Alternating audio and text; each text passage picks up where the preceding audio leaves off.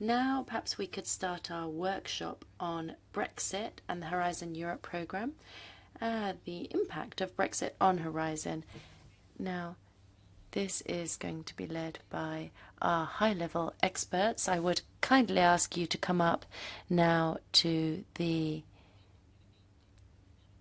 chair's table. We'll have an hour for this workshop. Therefore, I think we'll have to move ahead pretty quickly if we can. Would the first speaker like to come up here, please? Come and take a seat.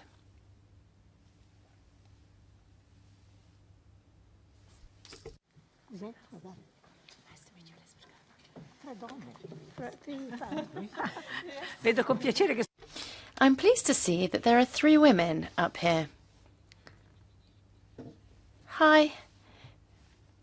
Representation here on the part of these qualified experts. Let's start with Miss Renilde Vögler, who's going to be giving us a brief overview of the potential impact of Brexit on Horizon Europe. So you'll be giving us a more general presentation, I think. Please go ahead. Yes, good afternoon, everybody, and thank you for inviting us here to come and talk about the impact of Brexit and its implications for the Horizon Europe program.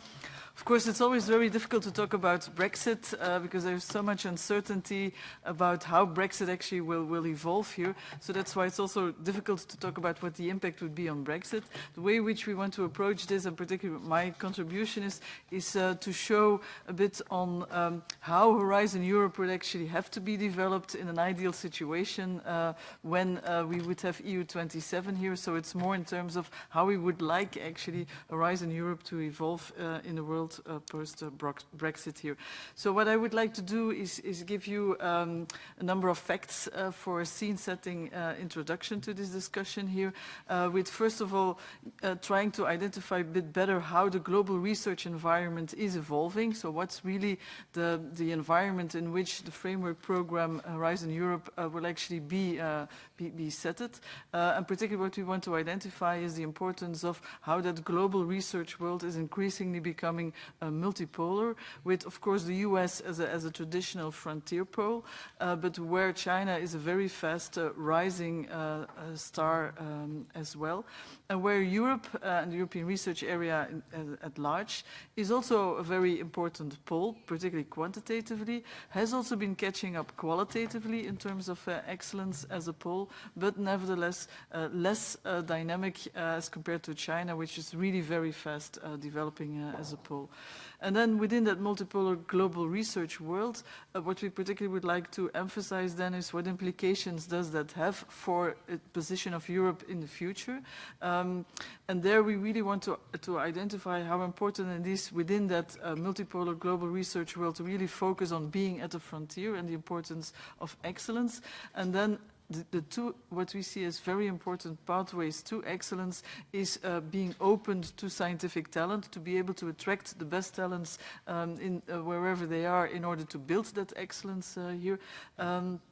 And also to help learn from these other top talents and poles. And a second important mechanism we think which is important for the future of Europe in the multipolar global science world is also to be actively engaged in scientific collaboration, being able to work together with the best talents wherever they are in the world, so not only attract them but also collaborate with the talents wherever they are, because those are 2 very important mechanisms to build excellence.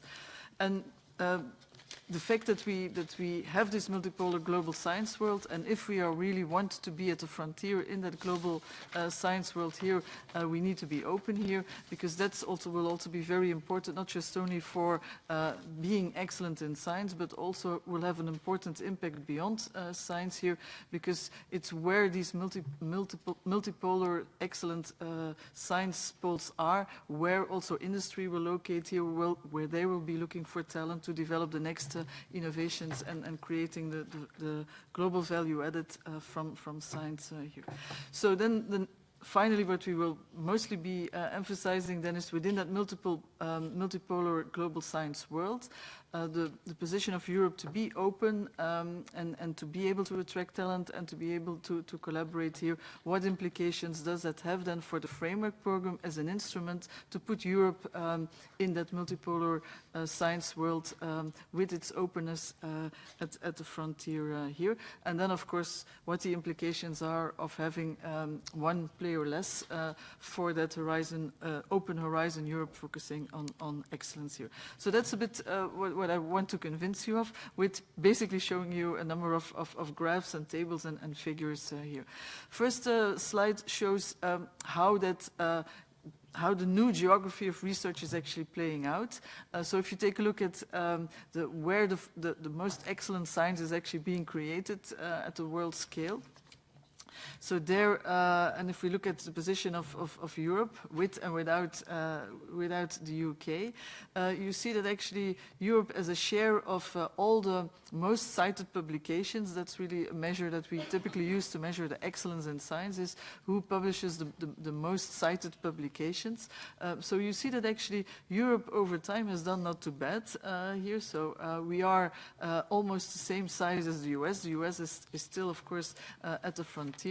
But if you take the comparison over time, you see, first of all, the big rise of China at the frontier, so also in terms of excellence.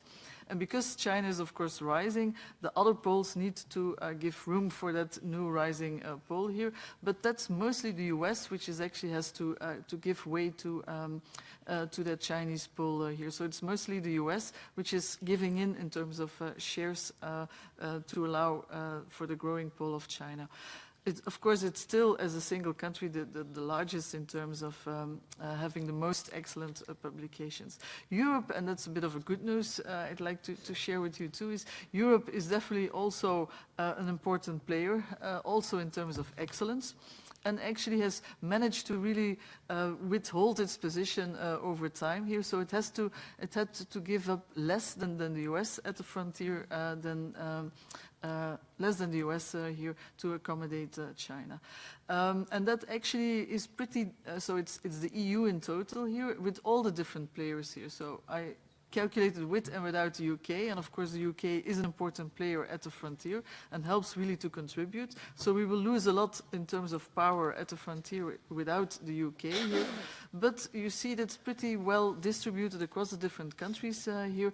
And over time, actually, some of the other countries have actually also gained substantial inroads into the frontier as well here. So overall, actually, in terms of excellence, Europe is really also one pole next to the others, but clearly, again, next to the others. So it's really within a multipolar world here. And the growth of China in terms of excellence is definitely something that needs to be taken into account, may increase in future even more. And then, of course, Europe has to defend its position at the frontier here. And that's why it's very important to understand how do we build that excellent position here, how do we make sure we get excellent science also in Europe and we maintain that pole here. Well, there are two very important mechanisms that allow nations to stay excellent and to improve in terms of excellence. That's on the one hand the ability to create to attract the talents wherever they are.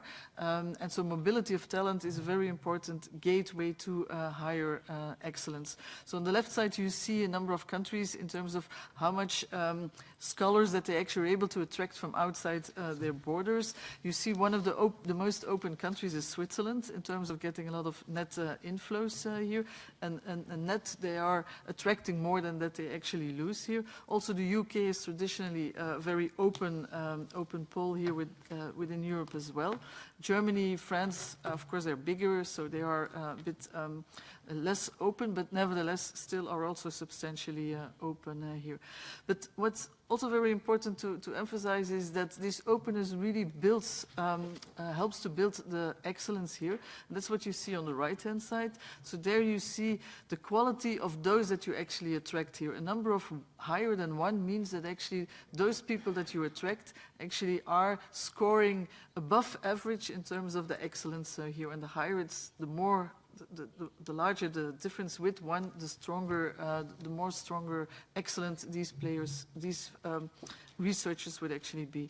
And so, for instance, if you look at the US scores everywhere higher than 1, so it is actually always better than the world average. But you see that the type of researchers that they're able to attract, the net inflow, is really substantially higher than the ones who stay. So the reason why US is really at the frontier is also because it's really able to attract talent that's way better than others here. So the reason why you're at the top is because you attract to the top, and the reason why the top wants to come to you is because you are the top. So you see, you get a vicious circle that's important to maintain here. The ones that leave, there is also a lot of mobility out. They also are good, but less good. As long as these are still good, but less good than the ones you keep on attracting here, you can gain by this mobility of talent here. Another good example in Europe is again Switzerland. So already indicated how active they are in attracting talent, but also that they really are attracting the best of talents here. So the ones that they're able to attract is also significantly higher than the ones that they actually keep here. So there is, again, this attraction of top talent here. So part of why Switzerland is doing so well is, again, because of this ability to attract the best of talents here.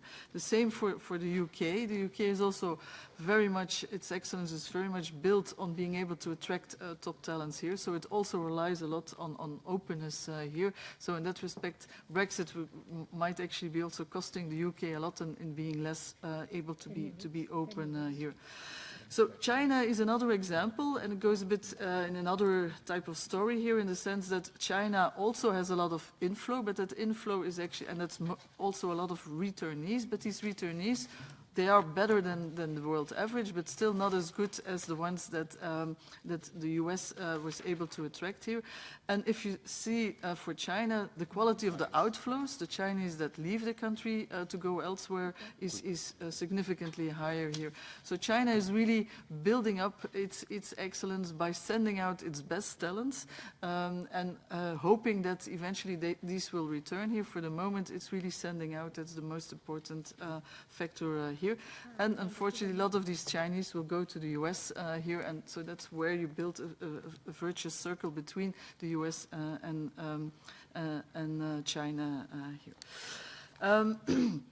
So that's one important pathway to build excellence, is this being open to talent here and being able to attract the talents here, because that's the way to build talent and also the possibility to maintain your talent when you are excellent.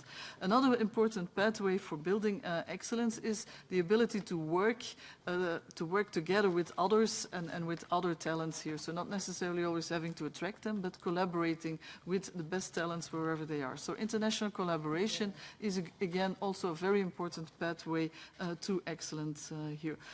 We know that there is a lot of international collaboration going on within science here, and we also know that those international collaborations usually are much higher quality, result in much higher scientific quality here than national or no collaboration here. Below you see an example of collaboration in biomedical research between Germany, the UK and France.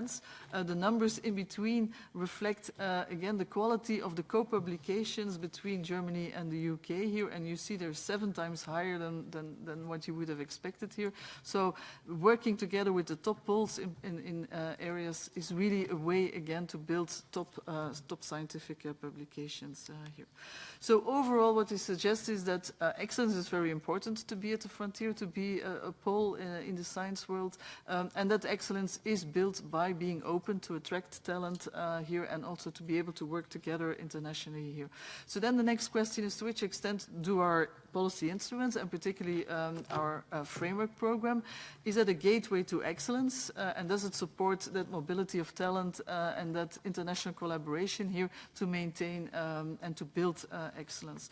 Well, first of all, in terms of, if we look at collaborative projects, and it's mostly in the pillar on societal challenges, the extent to which these collaborations are actually outside Europe is pretty low here. So the collaboration the collaboration that takes place within FP7 is mostly intra-EU, and there is not so much collaboration outside the EU here. So the collaboration with third parties is actually relatively restricted in the past here.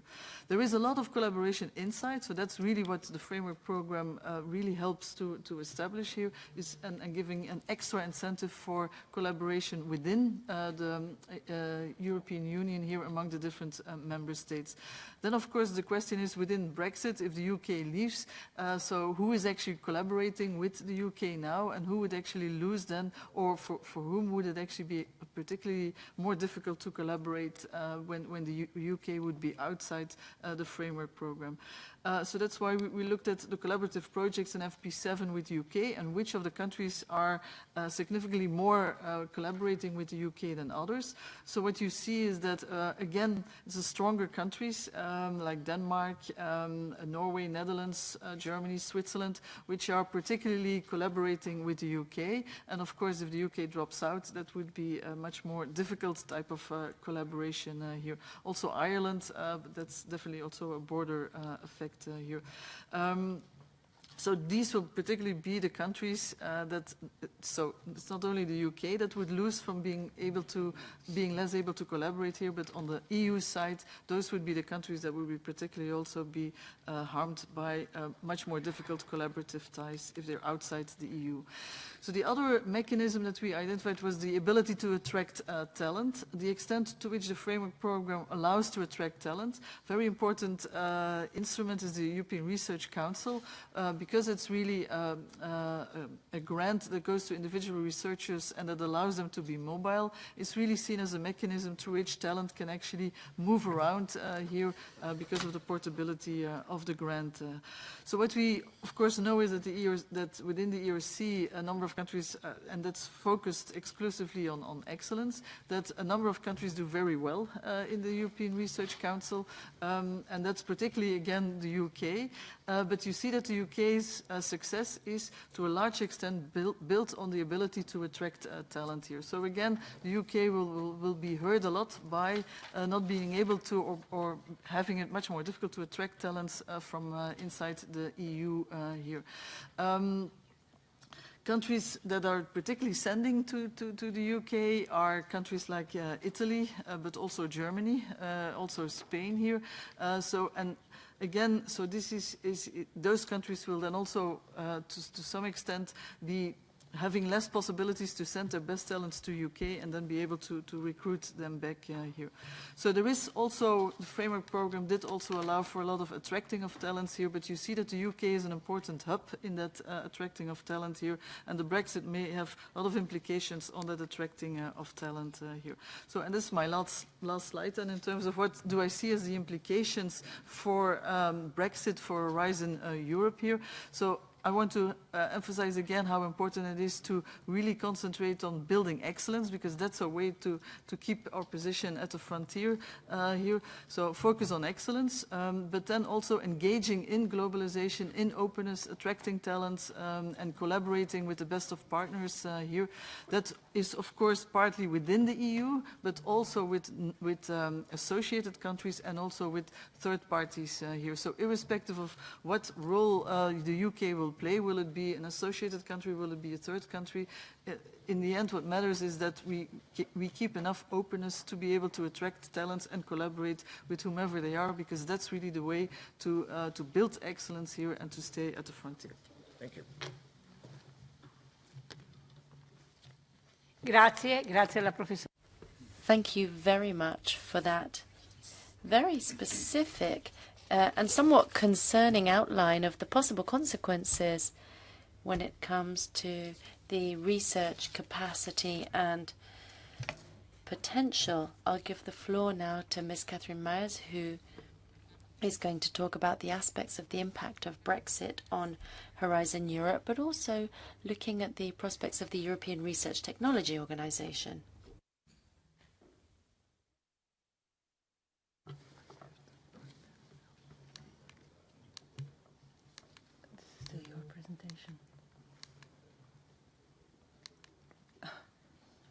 Yes. Okay, here we go. Good afternoon, everybody. Thank you for inviting us to this forum. As I represent LERU, League of European Research Universities, we are a network of 23 universities in Europe, in 12 countries in Europe. We have 5 UK members. We have 2 Swiss members. I don't know if you're able to read it on that slide.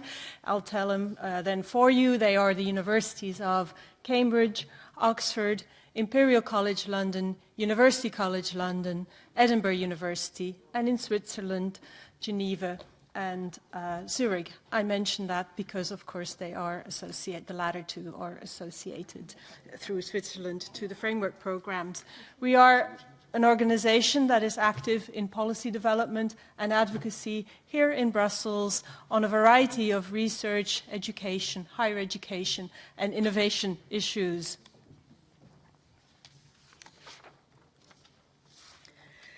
I just come back from our Rectors' Assembly, the 23 heads of the institutions.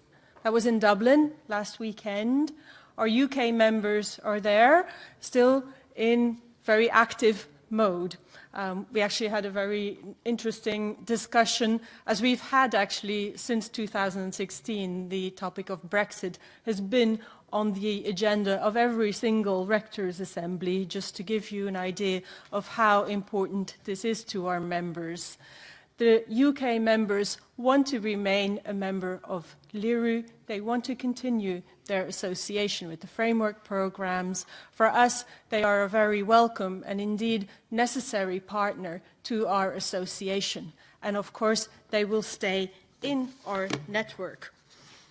That said, they are also setting up partnerships all over Europe with universities on continental Europe to try and maintain the links they cherish for the future in a post-Brexit world. So let me come straight to the point, really, that nothing has changed since our first statement in 2016, shortly after the referendum, to say that we support our UK members, that we will support their ongoing engagement in Europe, and that we seek to ensure that the outcome of a renegotiated relationship between the UK and the EUA and the EU enables our cooperation to continue. For us to remain active, to have those collaboration with the UK members is a question of a win-win. If they are out, for us, it's a question of lose-lose. That is, everybody loses on all sides. It's as simple as that. We reported on this and we repeated this message. We elaborated it also in a statement just earlier this year in May, shortly after Prime Minister May's Jodrell Bank speech, in which she reaffirmed the UK's desire to have a full association to Horizon Europe post-Brexit. We as LERU believe that the world's greatest problems will ultimately be solved by universities and other research performers, working collaboratively and effectively across multiple national borders, applying open science and open innovation in a way that is open to the world. So it's essential that a way forward is found that allows the UK to continue to be a key contributor to science and innovation. For us, they are an integral part of the ecosystem in Europe.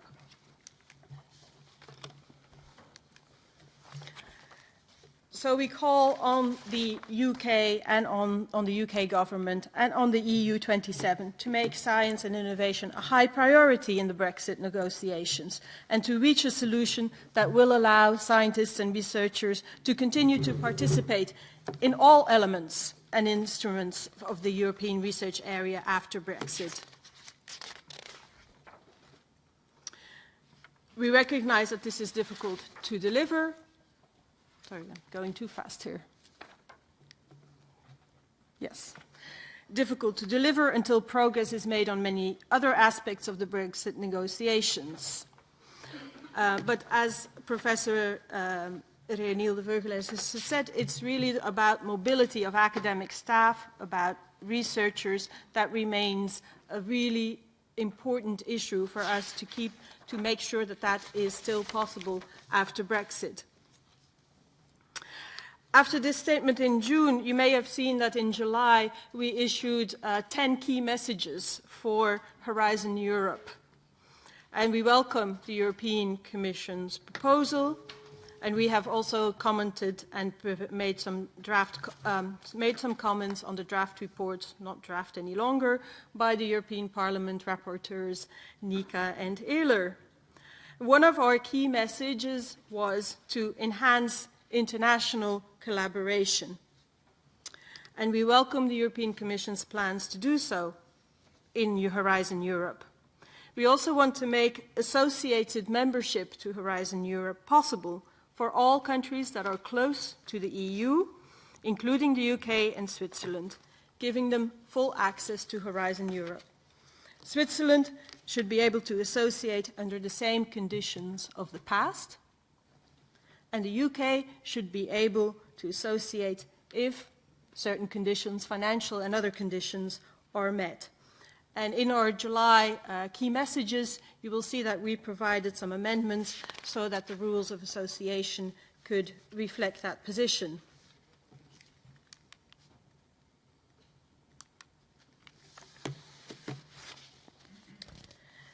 We also said then that LIRU does not support at all limiting the access to certain monobeneficiary schemes, such as the ERC and Marie Sklodowska-Curie actions, to a small, limited number of associated countries.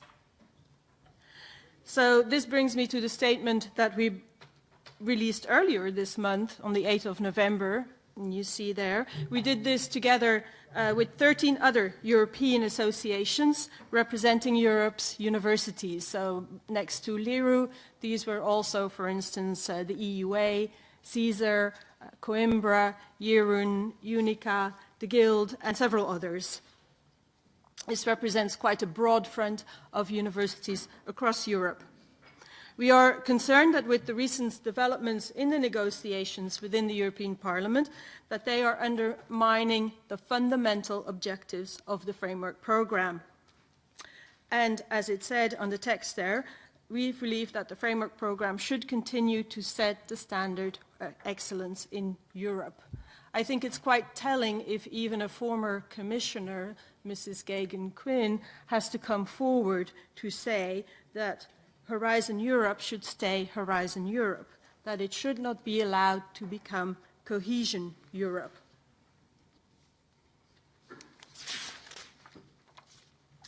Again, we are against the proposals to exclude the monobeneficiary schemes or the access to it for third countries. And the fact that, if my information is correct, Article 12 has been passed in the ITER committee this morning is, of course, worrying to us. Let me just make a final point on the timing. We would also urge the institutions to proceed as quickly as possible. Of course, this is dependent on the political negotiations around Brexit, and there are several other tough points in Horizon Europe itself. But it would be very bad if Horizon Europe were to get a late start. That was to some extent the case in Horizon 2020, and it was certainly less than ideal. We understand there may be a gap for association for the UK. We hope that this will be as short as possible, even if, a sort of gap will be inevitable, because it's clear that whatever happens after the summit this Sunday, what happens in the UK Parliament in the next weeks, that all of this will determine very much how the next phases of the Brexit and what type of Brexit that we will get. But we hope that all parties will realize that an early and a good win for research will send a good signal for the rest of the relationships between the UK and the EU in the future. Thank you very much. Grazie, grazie anche a lei per questa relazione. Thank you very much for that report. Warmly applauded as well, so well done. The third speaker is Ms. Elizabeth Kuiper, I hope I've pronounced that correctly. I probably won't have, says the speaker, and I do apologise for that. And she's going to be talking about the implications of Brexit and looking at the fallout in the industrial world, particularly with regard to the pharmaceutical industries, which is so important now. You have the floor. Grazie, signor, and thanks very much for the committee to having us this afternoon. Representing FPI here this afternoon, I'm indeed very happy to provide you with the perspective of the pharmaceutical industry. Because for us, from the very beginning of the Brexit negotiations, we have indeed been saying that for trade associations that represent not only companies but also the national associations, meaning that from the very start we also were in constant touch with our colleagues in the UK, where we also have the Pharmaceutical Association, about the need to keep together and to stay working together. And I think it's fair to say that for us as an industry, it's not only the business perspective that counts, where, of course, a lot you hear in the media about the cost for industries in general when they need to move moves in terms of moves of supply chain issues in the context of Brexit. But I think it's fair to say that for us, representing an industry that cares very much about patients and the public health perspective, we've always been saying that for that reason our sector is really different. And for that reason, we've been trying to reach out to Mr. Barnier already at the very beginning by saying that we're not denying politics, because Brexit is no business as usual. However, we feel that there should be continued, let's say, negotiation and collaboration with the UK. I think it's also fair to say that indeed we're very keen to get our sector included in the political declaration that will be adopted on Sunday, because again, because of the fact that we feel that our sector is rather special because of the patients and public health perspective, we feel that it would be important to stress that already in the political declaration in order to build on that later on when indeed the negotiations about a future relationship between the EU27 and the UK start. So, to give you a bit more precise overview and some data as to where we stand and why it is so important indeed for our sector to continue working with the UK, I think it's fair to say that R&D is of major concern for our industry. It's the lifeblood of our industry because it's the starting point for the development of medicines.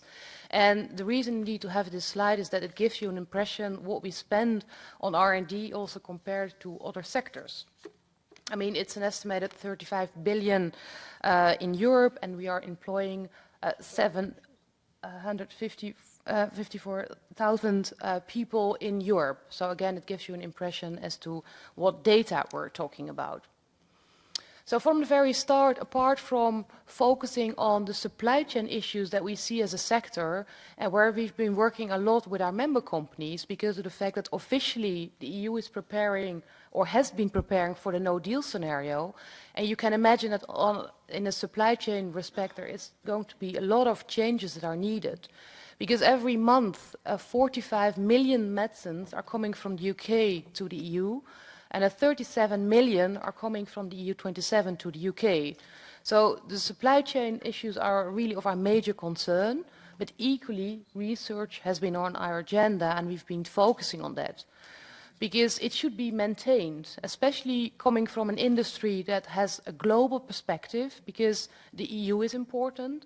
But I think in context of the very interesting data that my colleagues showed you previously, it doesn't make sense for our industry, again, representing a global perspective, to speak about one country and the EU27 in a separate way and delinking all the efforts that have been made over the past 30, 40 years. And the UK is a key player, and that indeed then underlines why it is so important to keep working together, because the UK is key because it consists of 10% of the EU's total production, and the UK only is contributing approximately 20% of the EU's total R&D. And I think it's already telling for that reason that, for example, the UK was in that respect the first member state that has had a specific minister in the past, I think it was in 2014 if I remember correctly, that had a minister that was uniquely dedicated to the life sciences sector. And again, knowing how important the UK also therefore was at the European level, in the European Council, at the Councils of Ministers, it would be important to keep that direction and to keep that link. And I think especially in the context of the upcoming European elections, where we speak about what's needed for the new European Commission and the importance of Europe, it's important that of every euro that comes out of the European Investment Fund attracts a further 6 euros of private funds. So again, it tells you something about the importance of Europe as such for R&D. So the terms of the UK's withdrawal, again, that needs to be adopted on Sunday, and where we indeed hope that the continued participation in Horizon Europe will be included as well. That needs to ensure that the sector, the life science sector, remains globally competitive. Because the UK plays a significant part, 20% of total research work between 2007 and 2016. The UK also has unique research facilities that also strengthen the EU science, because it's really a two-way street. It's not only the UK that's benefiting, it's also the EU that's benefiting from EU funds, and the EU that's benefiting from the research facilities that we have in the UK. And I just put here 2 examples, for example, the Mary Lyons Center and the Wellcome Trust Center Institute, that are really renowned in line, I think, what my colleagues said before, and have an important role to play for UK researchers that participate in European funds as well. I mean, FPA, together with the European Commission, has the biggest public-private partnership, the IMI, the Innovative Medicines Initiative, and there we see how important it is to indeed work together and make sure that you have this very delicate balance between universities, academia, research, and private investment. And it's a very important and thriving ecosystem that actually has been created because of that. And we feel, again, it's important to keep that link also post-Brexit. I think it's also important in that respect to mention the venture capital that's been provided, and that it's also providing for important financial returns for the European Investment Fund. Apart from the impact on Brexit, it goes without saying that Brexit doesn't only have an impact on R&D, but also on the mobility of scientists and researchers.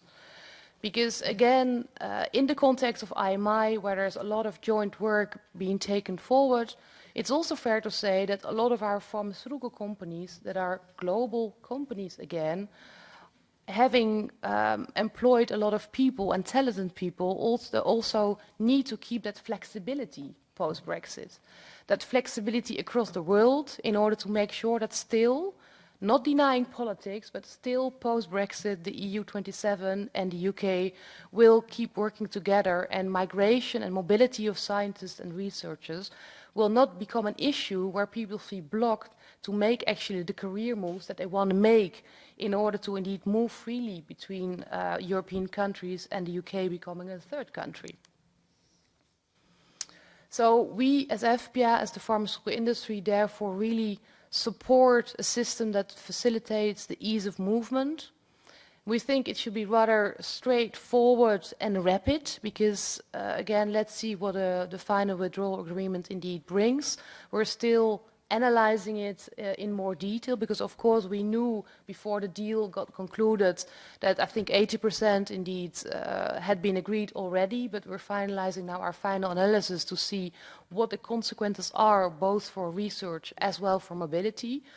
But some of the initial examples coming from the UK didn't always give you a lot of hope as to how flexible and how quick the procedures could be. And therefore, again, if as a scientist you have the opportunity to go to the UK or to perhaps an EU country or perhaps taking on a global position, actually the procedure as such should not be avoiding you making that decision based on actually the life sciences context where you want to go as a researcher. And again, I cannot stress enough that for that reason we hope it will be really straightforward and pragmatic what will be decided. Because again, we rely on highly skilled scientific staff, and the mobility for people to move across borders is really important. Not only because of researchers, but also for the future generation that we need to care about. Because approximately 16,000 students from EU countries are already registered at UK higher educational institutions, and from these are approximately 6,500 postgraduates. So that gives you an impression in terms of the data that we're talking about and the importance to keep also an interesting ecosystem for the generation to come. So of course, knowing that in a few days there will be the final agreement on the withdrawal agreement and a political declaration, and also knowing that indeed today the vote on Horizon Europe took place in your committee, it is very important indeed that I think going forward, also knowing that the Council needs to discuss parts of these agreements as well, that also the Council keeps an eye of the importance to indeed make sure that the UK can still participate in Horizon Europe as such. And I also do count on the sort of common sense in the UK, because of course it's not only the Council that still needs to discuss these pieces of legislation, and not only great work again by your committee, but also again let's hope that in the UK common sense prevails, and that not for reasons of the UK no longer being able to lead on projects, they will completely block all collaboration. So again, that I would like to add as a wish from a more political perspective. But let me perhaps wrap up that indeed participation in Horizon Europe, participation in the European Investment Bank, in the context of R&D and the mobility of researchers is very important for a global industry. And again, that is ultimately important, not for us as an industry or for us as a business, but ultimately for patients and for public health. Thank you. Grazie molto per questa interessante. Thank you very much for that very interesting contribution and your conclusions, which will spur us on to further commitment. And we will now open the floor. A number of colleagues have already asked to speak, and I'm happy to bring Nika first of all. We talked a lot about Horizon Europe. We adopted that today and the other two linked measures. And Ms. Danica was Parliament's rapporteur on that. So, first of all, I'd like to say many thanks to the speakers. I couldn't agree more of whatever you said there. This is the truth. I would be more comfortable if I would have been able to see all this presentation before the referendum for Brexit, because I think that was a real blind vote from, at least from the research and development perspective. Because now, 2 years later, we are in the position to assess what will be the damages, what will be the consequences, what will be the consequences of if, of what. The truth is only one. It's not the European Parliament. It's not in our hands to say, hey, what can be done. It's in the UK government's hands. Because the UK government decided to start the process. What the European Parliament decided today, with the unanimity of position of all political groups, I cannot recall when this happened last time in the European Parliament. But our vote was with the UK member state. The UK is part of Horizon Europe. If the UK will decide to leave the European Union, to not be part of the Horizon Europe, if the UK, they will decide to enter in the cooperation with the EU institutions and to be part of the Horizon Europe, how much, what extent, with what status, under what conditions? Again, it's not us to decide. It's the UK government. So that's why you are knocking on an open door. We agree with everything you said. But it's not in our hands. And I say that in my capacity of rapporteur. Of course I met the UK government. Of course I met all the organizations, not Lero, the others, Guild, Caesar, many, many others. And everybody, they told me the same. It will be very bad for both sides. If the UK will not be part of the Horizon Europe, what will be the consequences for different industries, for different areas, for the universities, for industries, so on and so far. But what can we do? It's not in our hands. We don't have a power. Whatever it was up to us to decide, we decided. And we decided that the UK is part of the Horizon Europe. If the UK will decide to withdraw or to be part, it's again up to the UK. But, there is a but, because in some discussions with the UK officials, somehow, I heard the idea of cherry picking.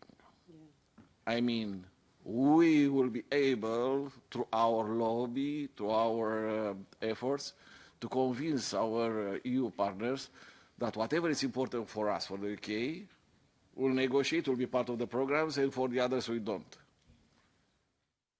I heard what you just said with all the respect about the free movement of the researchers.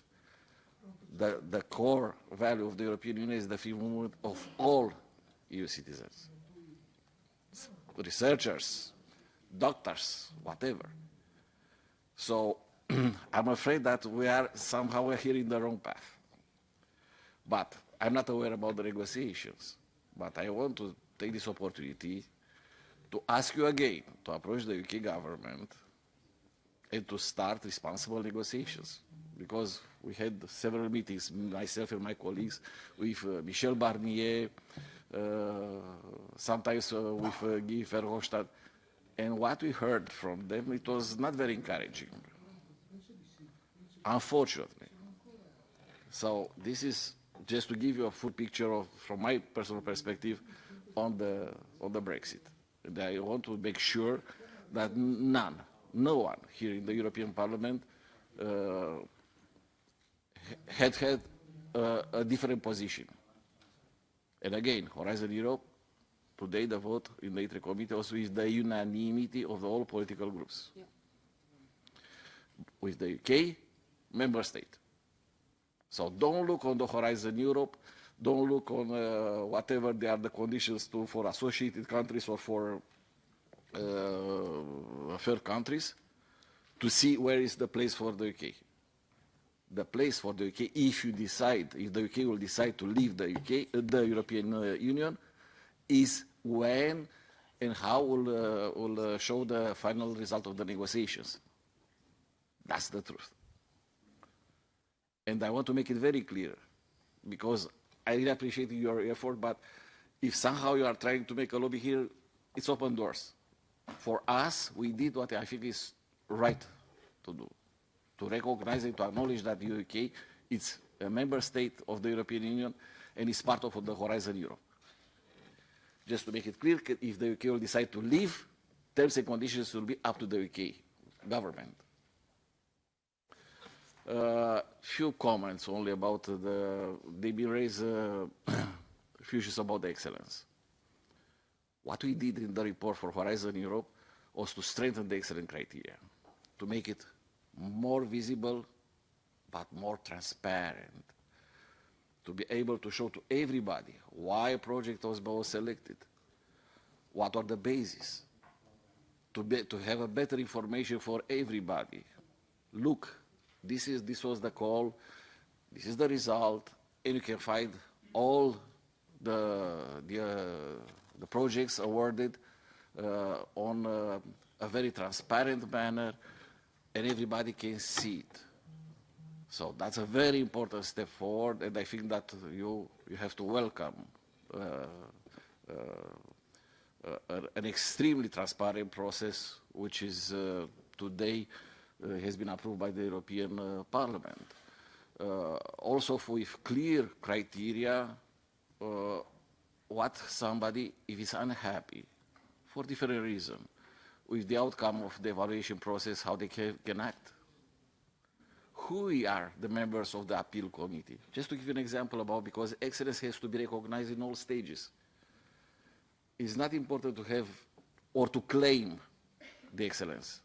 You have to make sure that the excellent only criteria is in place. Excellence only criteria.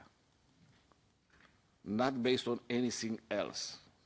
And I think that we will be a strong advocate of such an approach. And also, you said something about the mono beneficiaries. Unfortunately, Horizon Europe, the money are coming from the EU taxpayer money. And we have to be able to explain at any given time how we spend and how we allocate this money. And with mono beneficiary, that means you have to allocate the money to somebody who is asking for that project. And the question was why we should give to the SMEs, which is located somewhere in the world, the money to help that particular SMEs. I don't want to give the name of the countries because I did the mistake in the past and was not very much welcome. But you pick it, because there are many countries in line for the participation in Horizon Europe. It's one thing to have universities, one thing to have research institutes on collaborative projects, and it's something else to give a €50,000 grant to the SMEs. And the majority, basically the unanimity of the people here in the European Parliament, they said, look, we don't believe that this is appropriate because they have their own national money, they have their own fund. That's number one. Number two, there is a very explicit criteria introduced in the Horizon Europe, the protection of the EU financial interest. So we have to be able to check and to give the necessary tools for the European Court of Auditors to check what happened with that money. So if we spread all over the world this SMEs instrument with mono beneficiaries, you have to try to figure out how to image how it will look like the European Court of Auditors traveling all over the world to check how the €50,000 they've been spent. That is just not feasible. That was a second criteria I raised in the debates. So the restrictions for mono beneficiaries, they refer explicitly and only for these two main reasons. One, the SMEs around the world, it's just doesn't make sense to be supported from Horizon Europe. And secondly, the protection of financial interest and whatever we are doing, we have to make sure that the European Court of Auditors will be able to check how the money they've been spent. I'll stop here because all the other issues raised by you in the presentation, they are widely welcome and supported by all of us. And there's nothing more I can say. I'm surrounded by two British colleagues on my left and my right-hand side. It's very sad what is going on.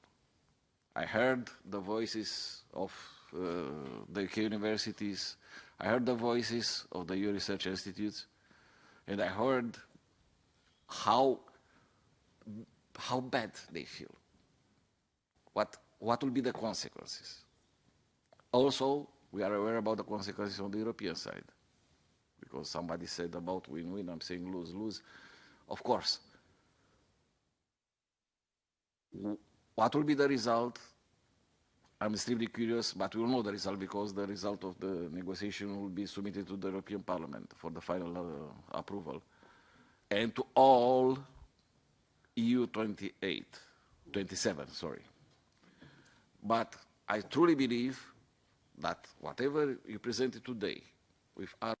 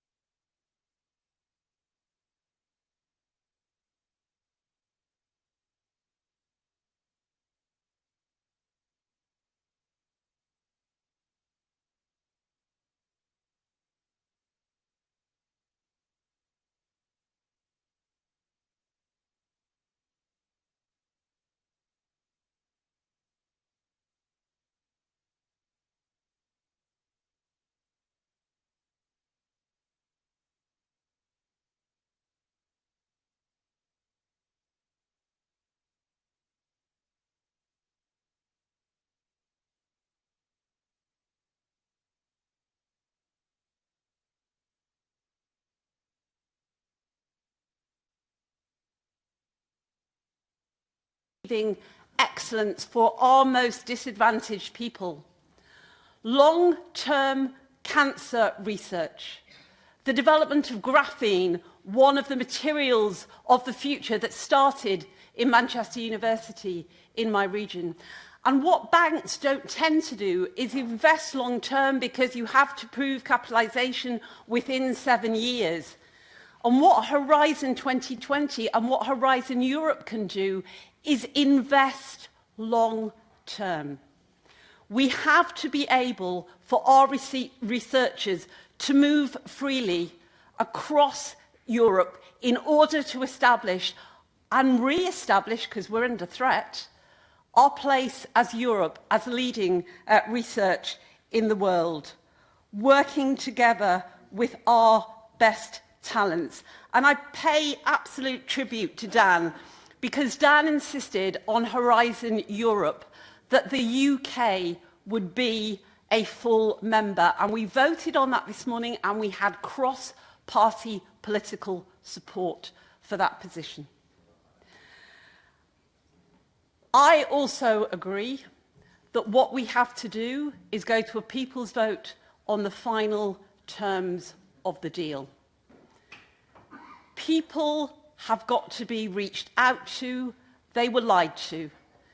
If I can tell you that I wanted to go on to a fairly established broadcaster in the UK to talk about the interdependence, I lead on energy, of the energy flow between Ireland and the UK and the interconnected between the two. And guess what that broadcaster did in the run-up to the referendum? They were so responsible that instead they broadcast a UKIP climate change denier.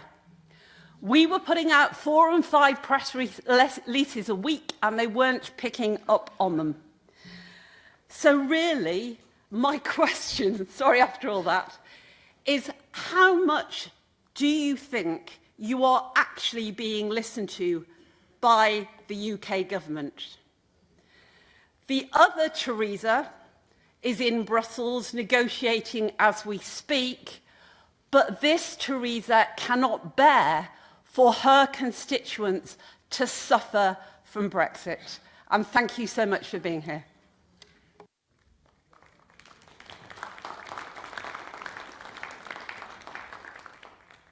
Un altro intervento da un'altra collega. Another British colleague, Moody, is going to take the floor now. Thank you. Yeah, so another Remain British colleague is taking to the floor to, following Theresa and from a very, very similar perspective.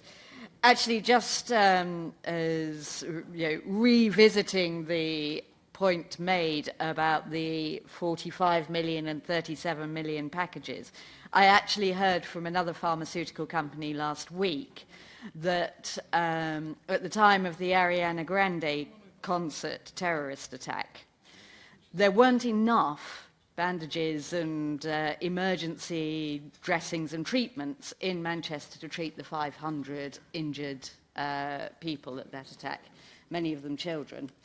And it was down to being able to fly in treatments that we were able to respond so quickly, and they were in Manchester within hours as a consequence of us just being integral to the EU and nobody having to ask any questions at either airports, any of the airports, as to whether or not there was some process that had to be gone through to save those, to do everything that could be done to save as many people as possible in that. So I think that struck home quite significantly. I'd also like to thank Dan, because he's put up with me pestering him on having the UK as closely involved as possible in Horizon Europe and having a future relationship on Horizon Europe. But Dan is absolutely right in respect of it's not the EU that is causing this problem. It isn't the European end, it is the British end that initially set down red lines and then issues around that. I genuinely hope that what comes out of this week, and with an expanded future framework, that maybe that might then include research in it as or greater detail around participation in Horizon Europe in the future. But I will also say a couple of other things. One is, you mentioned about a no-deal scenario. The one thing there is an absolute majority for in the British House of Commons is opposing no deal. And I also believe that the EU 27 won't actually, if it came to it, allow us to self-harm to that extent and indeed cause the collateral damage that no deal would do. So I think at that point, grown-ups will prevail. And we will, and some element of reasonableness will indeed enter this debate at that point. So I would suggest to everybody that no deal should not be the blackmailing tool that it is currently being used as. On mobility, mobility is a crucial point. Again, Dan is right. Freedom of movement is a general principle, and it is one that actually is not that unpopular in the UK.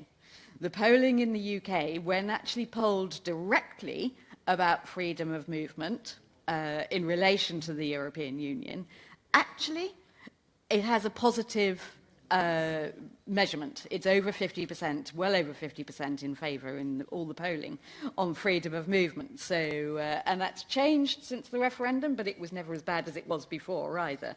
We can dig into all sorts of reasons around that, but there is a very crucial point, and again this is down to the UK government in terms of what has been said so far, firstly about trying to end freedom of movement completely, but secondly the way that UK immigration policy works and the salary levels that are set around this. Because looking at this sector in particular, and you were talking about postgraduate movement and all that level as well, the problem of having students in immigration figures in the UK, but also having a salary level in the UK is also hugely problematic in this area. I completely agree again around the EIB point that was made and the access to long-term financing as well. I would conclude because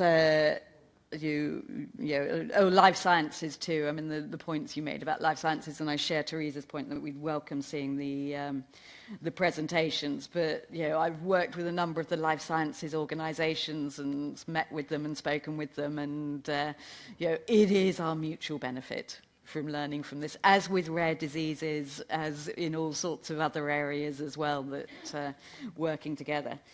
So. In conclusion, and echoing the two previous speakers, the reality of what the situation is now is far, far clearer. I don't believe the current deal as it currently stands, or the withdrawal agreement as it currently stands, represents a good enough proposal for our country. I don't believe that no deal is an option that will happen. And consequently, you start running out of options. And at that point, it seems only fair, and as a former trade union official, I would never agree a final deal without going back to my members to check if they agreed with it. It seems only fair, ultimately, that you go back to the people and say, right, you were told this. That's now been, things have moved on. This is now the proposal as it stands. These are the facts in front of us. It is only right and proper that you, as voters, have a chance to make an informed decision. And I know, for example, when we had our first referendum in our university towns and cities, they all voted Remain. And they voted Remain because the universities were able to outreach to their community, or partly because of that reason, that they were able to explain what was the reality on the table. I believe that going forward with more and more information, that more information will enable an informed choice to be made that I believe will reflect the best interests of the future of my country. Thank you. Grazie, grazie anche alla... Thank you very much, Ms. Moody. Now the floor to Mr. Bullock, please.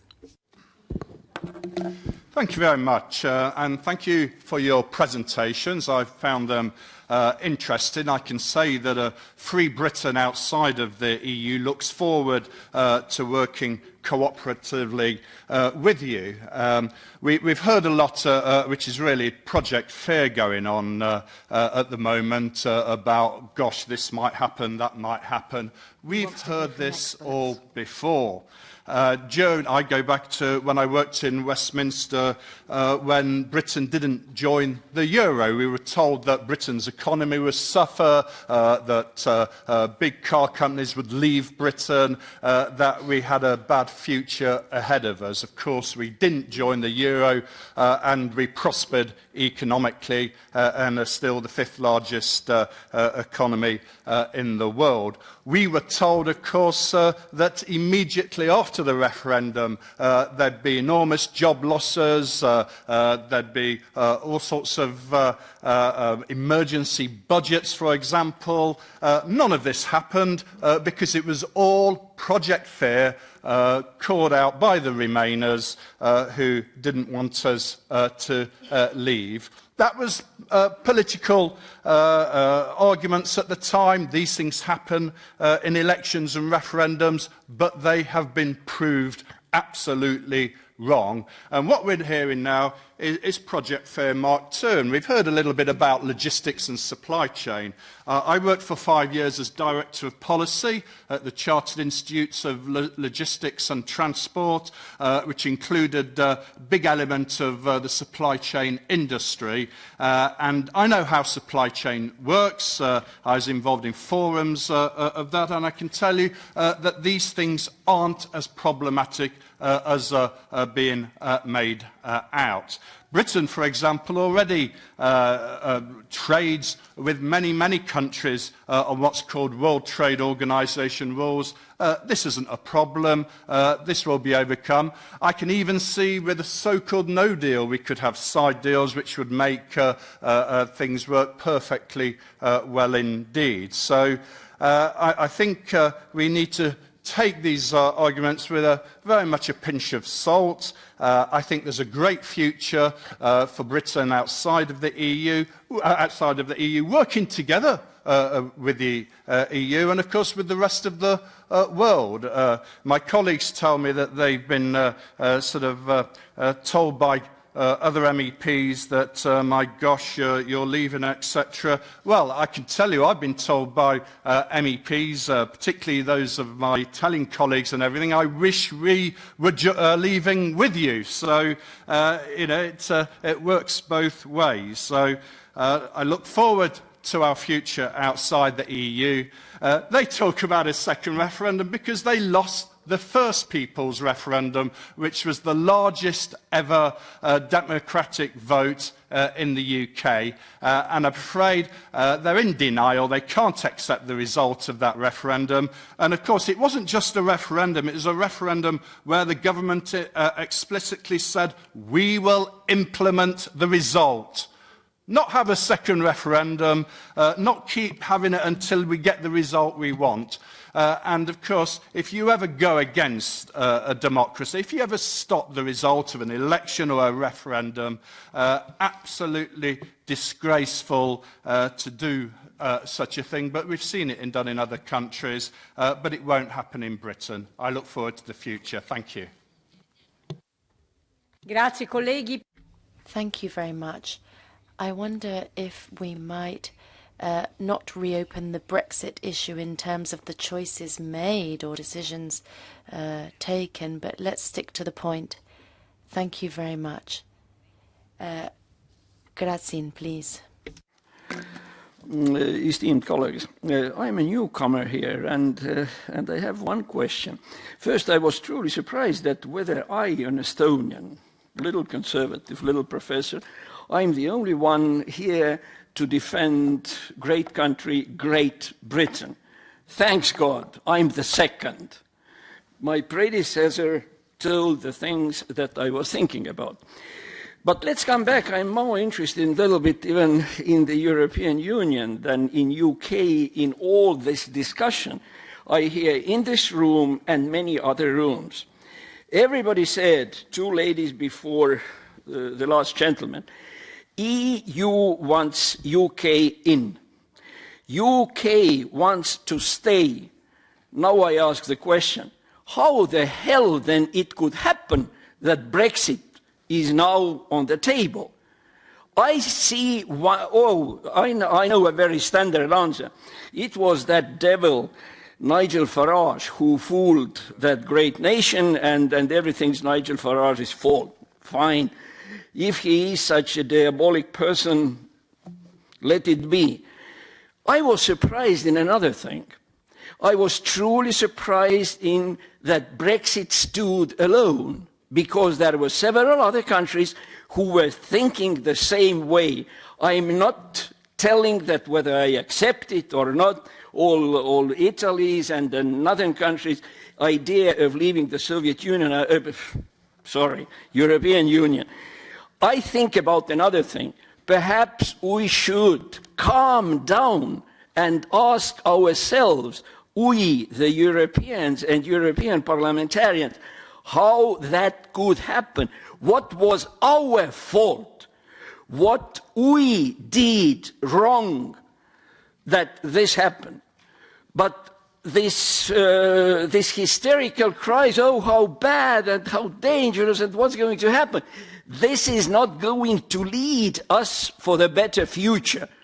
If there will be people who ask, we did wrong this, perhaps something wrong was with Eurozone. Immigration policy, stupid and dangerous. What else?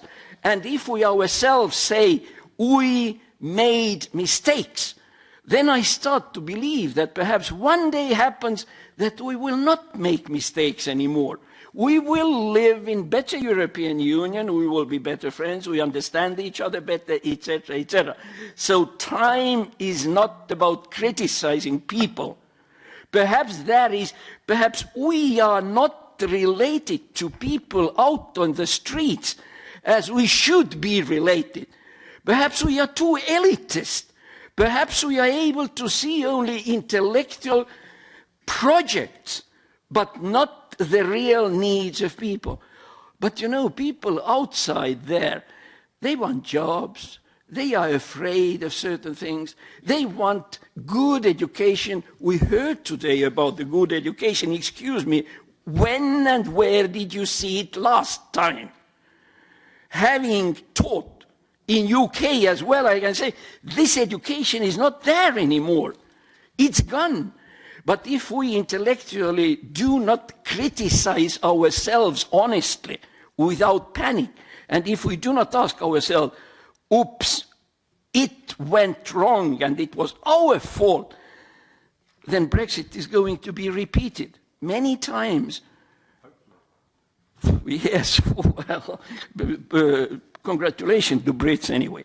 So thank you very much. Let us be self-critical. That was my message. Grazie di tutti I suggerimenti. Thank you very much for your suggestions. I'm sorry, I am not looking forward to any other Brexit coming from the country I come from. I haven't heard any hysterical debates today. I've heard a passionate debate, and debate also linked to the reality of people. I think that talking about healthcare, if I can give you my opinion, talking about healthcare, for example, as well as research and innovation, means talking about the needs of people, because healthcare is the first requirement for people. So I think that our debates have been very specific, and I think that our speakers might want to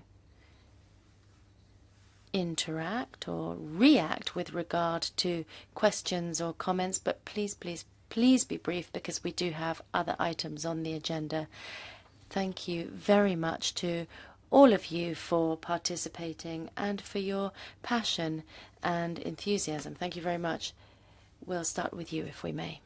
Thank you. It's a very interesting discussion here. I'd like to really go back to the issue of Brexit for research and on Brexit in general, and because it's really important to emphasize again that in order for science to deliver for society, it really needs to be at the frontier. This excellence is very important, and for this excellence, it needs to be open to talent and open to collaboration.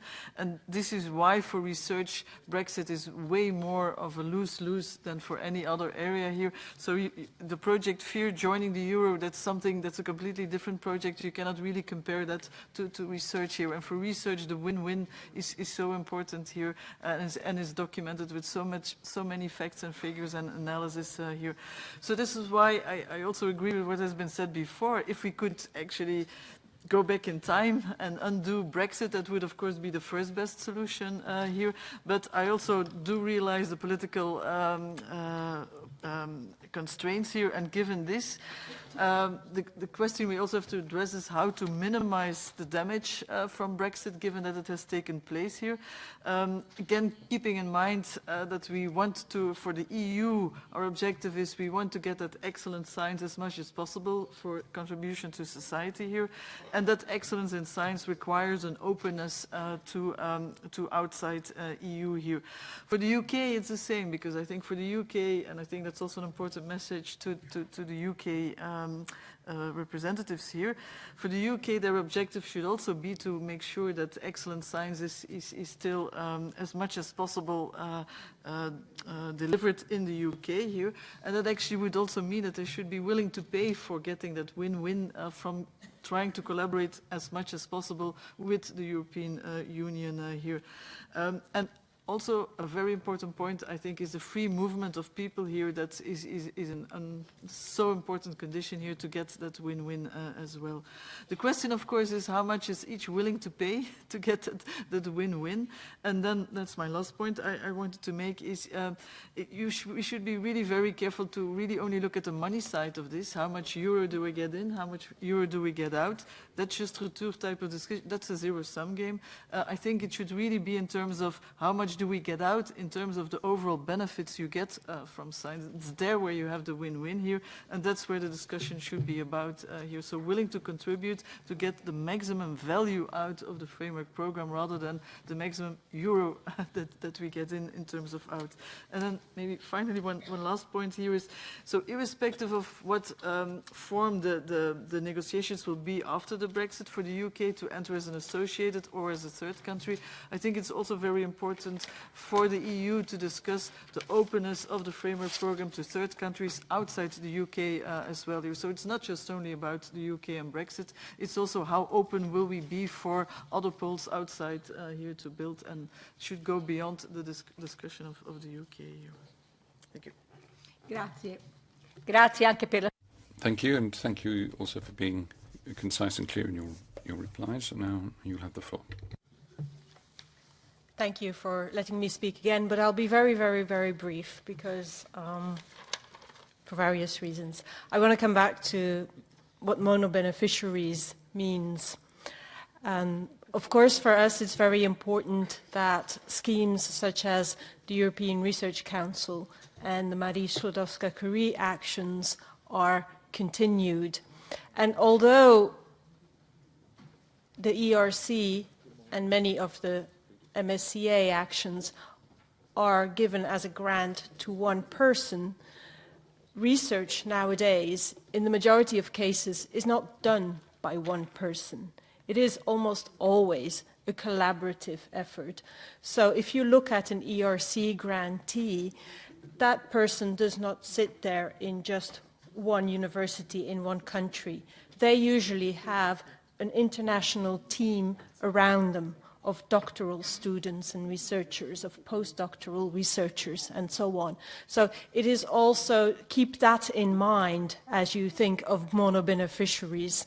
And another short point, I'm currently, I guess I should say this, the chair of the Horizon 2020 Marie Sklodowska-Curie Actions Advisory Group to the European Commission. And we are discussing even though it's not within our mandate, we are thinking about how the Horizon Europe may accommodate Marie Curie. And I can assure you that there's quite a bit of support. Of course, Marie Curie is also an excellence-driven project, and that has to remain so, but that there is due attention for making sure that, for instance, widening actions can be maintained within Marie Curie. This is all about brain circulation. So making Europe will be stronger if people can circulate easier within Europe. And as I've said before, it comes back to the point, this being a win-win if the UK is in. Thank you.